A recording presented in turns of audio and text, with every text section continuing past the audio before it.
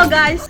Oke, sebelum menonton video ini jangan lupa dukung channel Naninuk Primitif dengan cara subscribe, share, comment, and like sebanyak-banyaknya. Ditunggu ya. Makasih. Para pencinta seni, inilah kursi-kursi kerajaan Mandeu, di mana ada untuk raja atau para pembantu raja dalam bentuk yang telah jadi.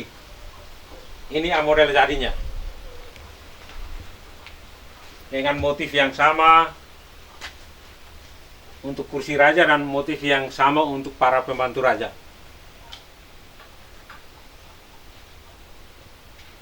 Kami akan melakukan wawancara dengan Saudara Yosef Besin menyangkut karya kursi kerajaan Mandeu. Sejak kapan Anda berinisiatif untuk melakukan ukiran kursi raja dan para pembantu raja seperti ini? Ini awalnya saya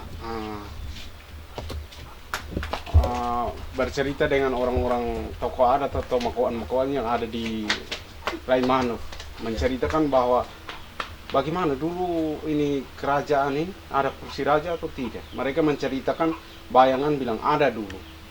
Kursi raja ini dibuat dari kayu-kayu utuh, tapi bentuknya agak besar. Saya bilang ada contohnya, dia bilang sudah tidak ada. Akhirnya saya mulai berpikir bahwa pasti bentuknya seperti ini. Dalam pikiran saya itu, saya bilang kalau seorang raja itu pasti dia membutuhkan kursinya yang bagus, dengan motif-motifnya yang bagus. Akhirnya saya menampilkan dalam pikiran saya seperti yang ini. Iya. Ukiran ini, saya bilang ini adalah contoh dari kursi raja atau kerajaan. Tadi Anda mengatakan bahwa motif ini diselamatkan dari motif tenunan. Berarti tenunan itu menjadi sumber inspirasi utama selain para narasumber Makirakwadan dari Mandeu.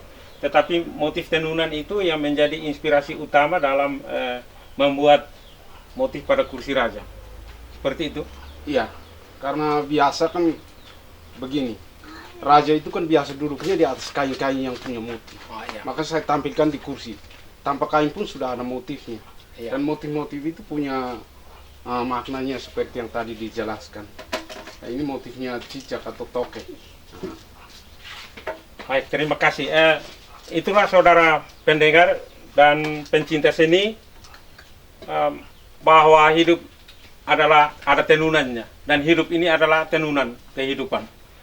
Dan saudara Yosef ini mampu menenun kembali kehidupan dari motif-motif yang telah ada. Beliau adalah salah satu penyelamat motif kerajaan Mandeu yang sudah semakin punah, di mana kain-kain yang dahulu dibuat oleh para leluhur sudah hampir dijual semuanya, dan orang Mandeu tidak punya suatu pegangan lagi untuk melanjutkan motif itu. Tetapi setelah beralih dari kain, saudara kita ini mengalihkannya ke ukiran kayu.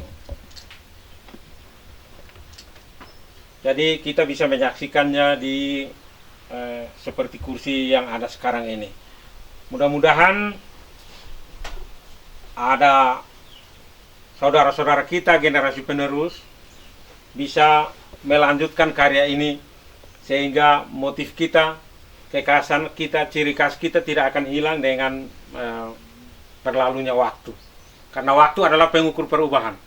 Segala sesuatu bisa dikatakan berubah hanya dengan berlalunya waktu. Meskipun perubahan itu kecil sekali seperti perputaran jarum jam.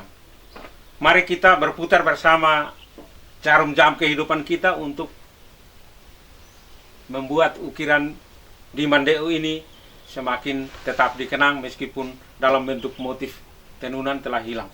Kami juga berterima kasih kepada beberapa unsur yang telah terlibat dalam mewujudkan ide gila seperti ini. Hanya orang gila saja yang bisa membuat ide gila seperti ini menjadi nyata.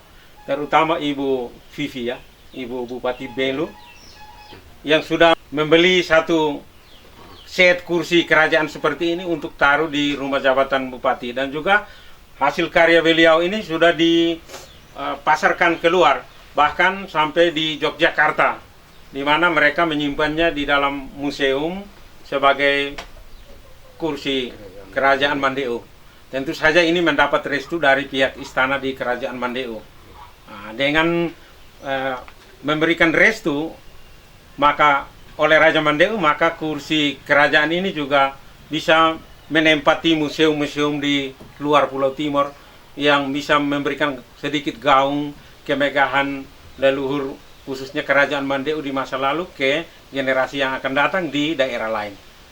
Inilah beberapa penjelasan singkat atas perhatian kami sampaikan. Selamat siang dan salam sukses bersama Naninuk Primitif yang dipimpin Saudara Yosef Besi.